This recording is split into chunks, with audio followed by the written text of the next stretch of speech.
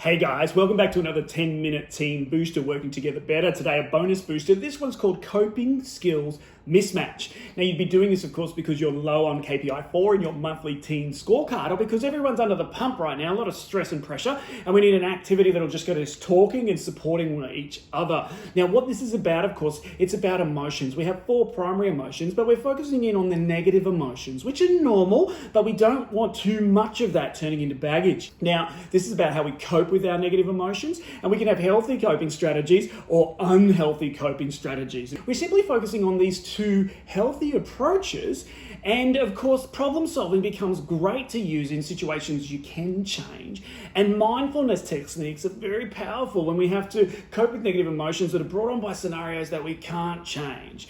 And so the type of healthy approach to coping we engage in simply depends on the scenario we're facing. You've got 4 scenarios on the screen now: coping with work overload, financial pressures, sitting out a lockdown with COVID, or waiting on tests, or having your meetings rescheduled or delayed. You've got corresponding negative emotions that are pretty natural to feel under those circumstances. Now, can you change it? Let's start at the top there. For the top 2 situations, yes, you can change those things. So the right coping strategy is problem solving, and the contraindicator or wrong one is mindfulness, because simply calming down and getting to grips with your emotions won't actually intervene on the underlying problem. Jumping down to our other 2 though, we cannot change those scenarios. So mindfulness now becomes the right or matched coaching approach, and engaging in problem solving is a mismatched approach. Trying to solve an unsolvable problem simply makes things worse.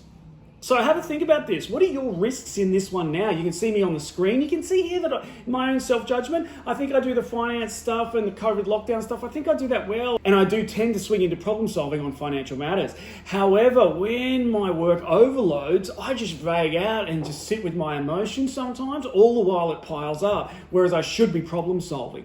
And correspondingly, with this delayed meetings or rescheduled appointments, I go into problem solving mode and end up micromanaging, and there's no solution to that. I just have to wait. So I make things so much worse for those around me. So this is really important, of course. So there's no baggage. You're not making your negative emotions worse, and then in peer impacts, they're not suffering more either as you continue to do the wrong approach or a mismatched coping.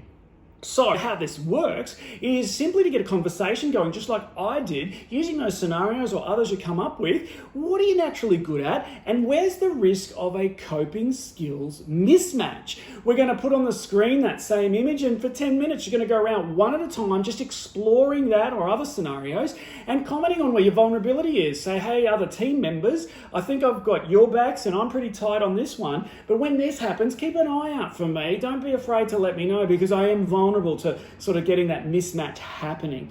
Once you've done that, of course, you're building up that warmth and relationship, as well as helping everyone have a dialogue and support one another through difficult times. So that's the what, why, and how of coping skills mismatch. We'll let you get on with that now.